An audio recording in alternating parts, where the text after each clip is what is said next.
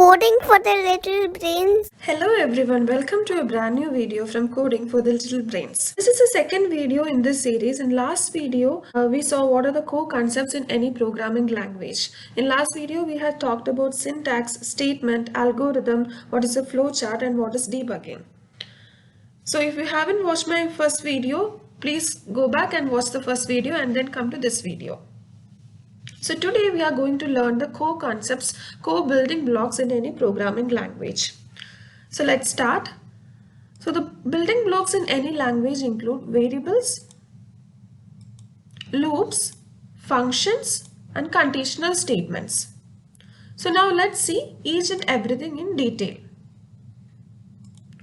So the first one, variables. Variables are like containers used to store values in the program for future use. Variables store the information that we get from the user. Suppose you want to print hello and the name of the user. So you need to ask the user what is the name of the user and then store it in a variable so that the computer can print it later. You all have toys, right? So we sort all these toys, we store all these toys in boxes. So similarly, variables are also containers in the program which store information from the user. And this variable we will manipulate in the program. So now let's say that your parents have told you that you have the blue container and the yellow container for storing toys. So now your mom is telling you that the blue container is for soft toys and the yellow container is for storing your Legos. So you have named your containers, right? So similarly, in programming language also, there are so many different types of variables. So many different types of containers for storing each type of variable. Like variables can be numbers, strings, characters, arrays. So for each of these, computer has created different types. So this is the integer. First one is the integer. In integer, you can store numbers like 1, 2, 3, 1000. All of these numbers you can store in the integer variable. So next one is the decimal one. In decimal, you can store numbers with decimal point. Next one is the character. In character, you can store only one character like A, G, Y. Only one character can be stored in the character variable. Next one is the Boolean. Boolean means true or false. So in computer memory, it will be represented as 1 or 0. So mostly when we are making any decision in the last video in the flow chart, we were making decisions, right? So that time the decision will be evaluated to either 1 or 0. 1 means it is true and 0 means it is false. The next one is string. String is used to store information which are in the string form, that is like name, place, address, things like that. Next one is arrays. Arrays are a collection of objects. Like if you want to store the marks of 50 students, then instead of creating 50 variables and storing each mark in the 50 variables, what we will do is we'll create a. So arrays can be of any type. It can be integer, character, string, decimal. It can be of any type. But in an array, you cannot mix up the type of variables. Like in an array, you cannot have integer, character, string, all these in one array. Okay. So I hope you are clear with that.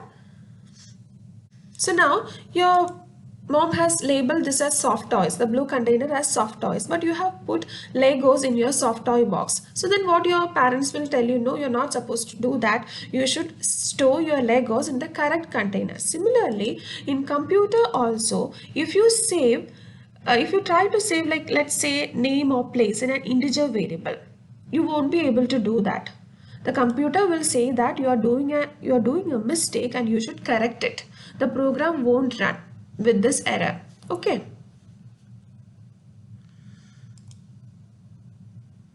Now let's see how we will create the variables when we are creating a program. Let's say the program is adding two numbers. We are writing a program to add two numbers. So we'll create the first variable. We need two numbers to add, right? So the first one we will name var1, second one as var2, and third one as var3. And in the program we will say var3 equals var1 plus var2, so that in var3 the sum of these two will be stored. So when we create the var1 variable, it will be, let's assume that this is the computer's memory. So the var1 variable will be created somewhere in the memory, and this area will be allocated for the storage of the value coming in that particular variable. Okay. And now when we create var2, a storage location will be created in the computer's memory when we declare this variable. It may be in adjacent places or it may not be in adjacent places. We don't know where the computer will create the storage location for that. And var3 will be created somewhere else. So this is how the computer stores each variable in its memory. Now let's see how we name each variable. But now I have written like this, and let's say that you have got my program and you have no idea what var1 is, what var2 is, and what var3 is. So while creating the variables, you should create it meaningfully so that when someone looks at your program, they will be able to understand what each variable stands for. So how can we name it in a better way? Instead of saying var1, we can say first num. Instead of saying var2, we can say second num. And var3 is the result, right? So we will say it result. Now when I say the variables, I can easily understand that this variable holds the result and these two are the inputs. Now, if I see the variable, I cannot know that what is the type of the variable this is supposed to hold, right? Because we haven't mentioned anywhere anything. So, my variable is holding integer. So, what I will do, instead of naming it as first num, what I will do, I will write it as I first num. It's always good to prefix your variable name with the first letter of the type of your variable. So now my variable is holding integer, so I have named it I first num. Similarly, I second num and I result. Now looking at this, I can easily say that this is the variable which holds the result and it holds an integer value. It doesn't hold a string variable or a decimal value. So if it holds a decimal value, you can always name it as D result. If it holds a string, you can name it as str result. So please make sure to name your variables meaningfully. So the next one is loops. What are loops? Why is loops important? So while doing your program, while creating your program, and when you do coding, there are so many situations that will come up where you want to execute a particular block of statements again and again. Let's say that you want to execute one block of statement 5 times. So instead of writing it 5 times, what you can do is you can write this block of statement only one time and tell the computer to repeat it 5 times. Okay, so that is code reuse. You are using the same code again and again. So that's why we use loops. So loops helps us to execute one or more statements multiple times. So every morning you go to school, right? So what you do, if you are going by cycle, what you will do, you will pedal the cycle until you reaches the school. So when you reach midway, you will check whether you have reached your school. You haven't reached your school. So you will continue pedaling. So this you are doing in a loop. You are doing the process of pedaling until you reaches the school. So you are checking a condition there whether you have reached your school. So if you have reached your school, what you will do? You will put away your cycle and go to your class. So that is the same way in computer loops work. It will check a condition. If the condition holds true, the loop will be executed, and if the condition is false, the loop will be terminated. So let's see the detailed explanation. So what is a condition? Condition is a relational statement which evaluates to true or false. So depending upon this result, the computer will decide, the program will decide whether to execute your loop block or not. So this is the picture representation of a loop. So control is coming from here. First it will check the condition. If the condition is true, the statements to execute will be executed. Then again the control will come here. Condition will be checked. If the condition is true, this will go on. At the point the condition becomes false, the loop will be terminated and the control will come out of the loop, and the control will execute, program will execute the first statement after the loop. So loop will continue to execute as long as the condition is true. Once the condition is false, the loop will be terminated and it will execute the first statement after the loop. So I hope you are clear with the concept of loop. So let's see what are the different kinds of loops available in the programming languages. Whatever I am saying in this video, it's all the same in any programming language. Be it Python, be it C#, C, any programming language, JavaScript, any programming language, these things are going to be the same. So it's always important to get these concepts right and then learn a new programming language. So the different loops available in any programming language includes for, while and do while. Now let's see each loop in detail. The first one, the for loop. So this is the picture representation of the for loop, and this is the syntax of the for loop. This is not the exact syntax. The syntax will be having little variations in each programming language, but the basic structure is the same. For, initialization statement, condition, increment, and then the statements to execute. So let's see how this will work. So first the control will be coming from here. First the initialization statement will be executed. So let's say that our this thing is for I equal to 0, condition, and then increment. So first I will be initialized to 0. Then the computer will check the condition. We have set I less than 10. So it is less than 10. So then the statement block to execute will be executed.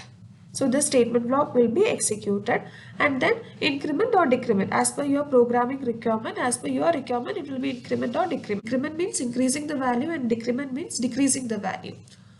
So increment, let's say now we have said that it's increment. So increment I equal to I plus 1. Okay. So now the value of I is 1. So it will come here. Again it will check what was the condition, I less than 10. So 1 is less than 10. So the condition is again true. The statement block will be executed. Then again it will increment, and this will go on.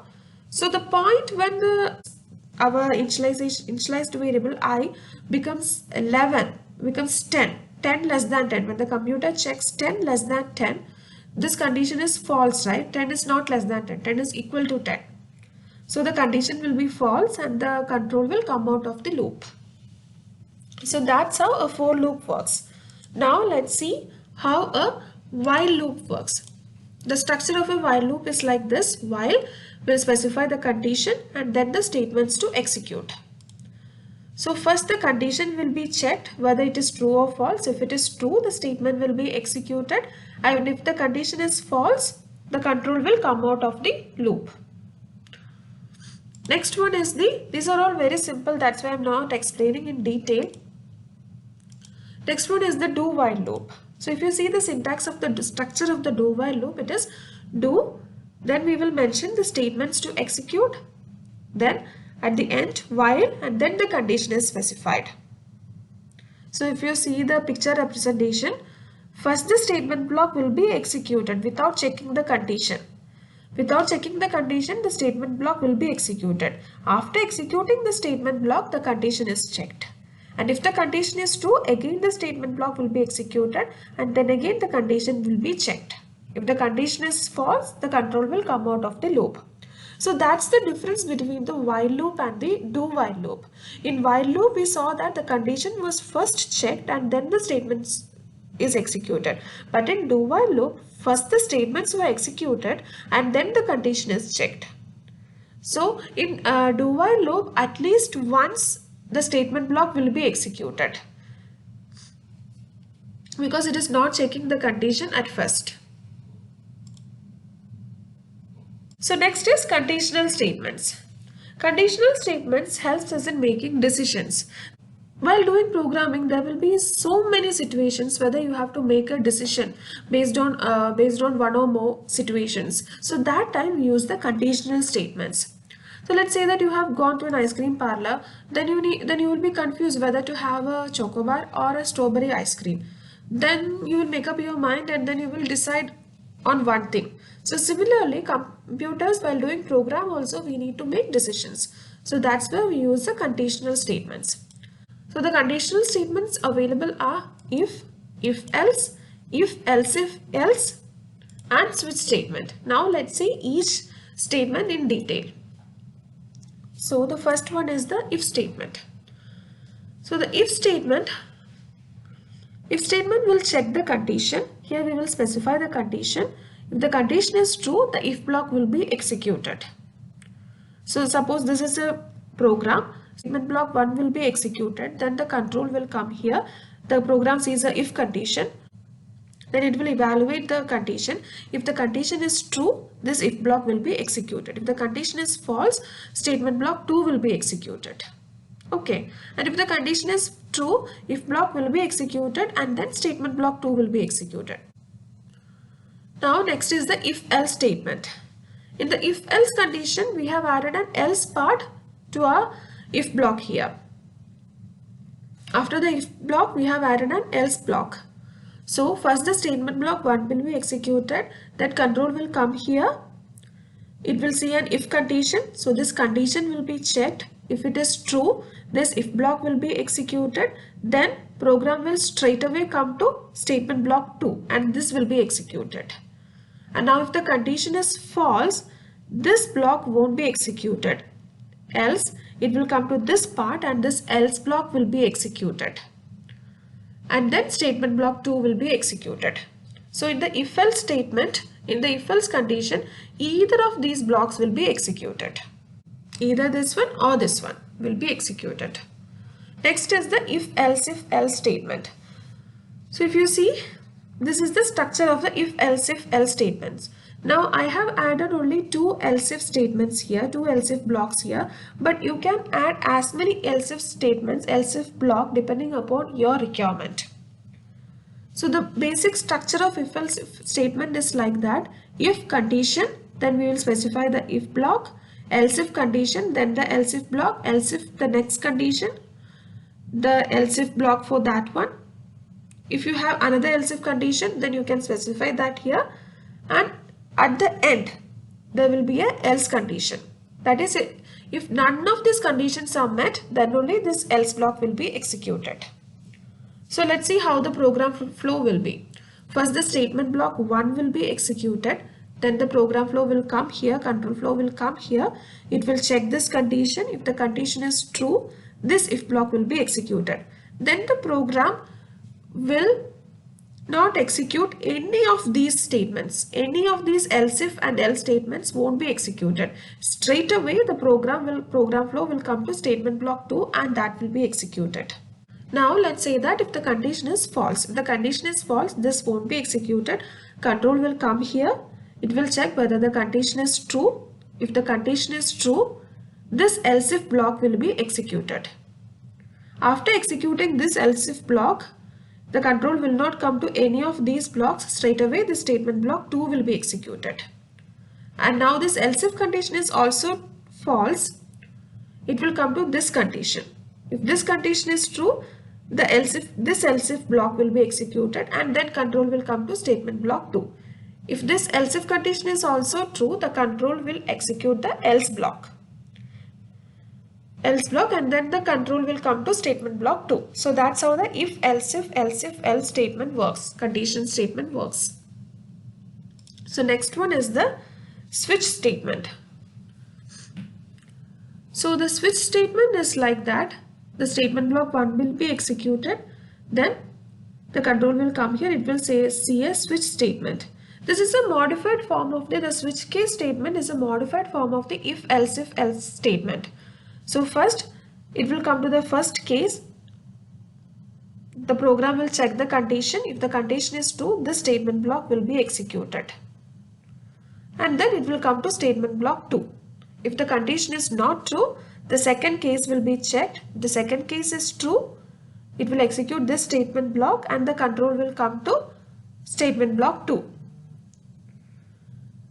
Like that, it will check each and every condition, and if it is true, that particular statement block will be executed, and after executing that particular statement block, the control will come out of the switch statement and come to the statement block 2.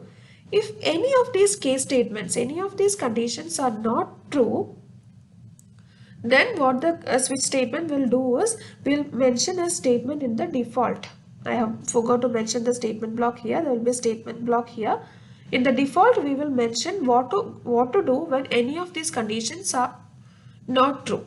So then it will execute this default block and then the control will come to statement block 2. So the last point is functions. So while doing programming, there will be so many situations that need to use the same set of statements at different places. So then what we will do is give it a name and store it in the memory. And then whenever we need to use this, we will call that particular name and the computer will execute those statements accordingly. So the main important rule while doing programming is that never repeat your code. If you are repeating your code, what you have to do is, as per your requirement, you need to figure out whether you need to put it in a loop. If you have to repeat it like multiple times at the same place, then you need to put it in a loop. If you need to execute the same set of statements at different places, then what you need to do is you need to declare it as a function. So the main important rule is never repeat your code. If you are repeating your code, either think of loops or functions. Now let's see an example. Every morning you get ready to your school, right? So what you do is, first you put on your skirt, put on your shirt, then wear your tie, then you will comb your hair, then you will wear your socks and shoes, and then you will get your school bag. So these are the different in your programming methodology. If we say that these are the different statements that you execute, that you do to get ready to school. So when your mom says that get ready to school, your mom won't say that put your skirt, put on your shirt, wear your tie, do your hair. She'll say that get ready to school. So then automatically it comes to your mind that yeah, you need to put on your skirt, you need to put on your shirt, you need to wear your tie, you need to do your hair. These all statements will automatically come to your mind. Why? Because you have saved in your mind that getting ready to school means all these things. So that is an example of function. So what you're doing is when you hear that get ready to school, you will start executing each one by one. So this is the same way how functions work in programming. So what we do is we will name it as, we will give the statement block a name and then we will save it in the computer memory. And whenever we need to use it, we will just call this name and the computer will start executing each statement one by one. Okay. Now let's see the structure of a function. So this is how we use a function. We'll use the keyword function and name. It is important to give the function a name, and this is the name that we call in different places to execute these statements. This is the function body. Statements in the function will be mentioned like this. So now let's see how we will use this function, call this function at different places. Let's say that these are two different code blocks. So we have to use this function name in these two code blocks. So what will we do? This is the statement 1, and now when we need to use the function, we will just call the function name here. And then statement 2, we will write statement 2. In this code block, statement 1, statement 2, and then we need to use the function.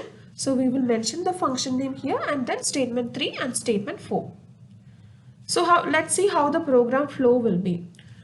So first the statement 1 will be executed and the control will come here, and computer will know that this is a function call we have made. So what the computer will do, it will not go to the next statement. Instead of going to the next statement, it will come to this place and it will start executing each statement in this function one by one. And after executing this function, the control will again come back here. And then it will execute statement 2. Similarly, in this code block, statement 1, statement 2 will be executed. Statement 1 and statement 2 will be executed. Then the function will be called. So control will come here. All the statements mentioned in the function will be executed. And then control will come to this statement, statement 3. And then statement 3 and statement 4 will be executed. So that's it for today's video. I hope you're now very clear with the basic concepts of programming. So we have learned about syntax, statements, algorithm, flowchart, debugging in our first video. And in this video, we have learned about loops, functions, conditional statements, and what was the next thing? Variables. So I hope you're very clear with all these things. I'm planning to start a new programming language now. So you can comment below which programming language you want me to start with, or you can mail me at vijjinaaath@gmail.com. I'll give the email ID below. If you find that these videos are helping you, please like this video, please share it with your friends and family, and please subscribe to my channel so that you won't miss any new videos from this channel. So till then, keep learning and keep exploring. Thank you so much.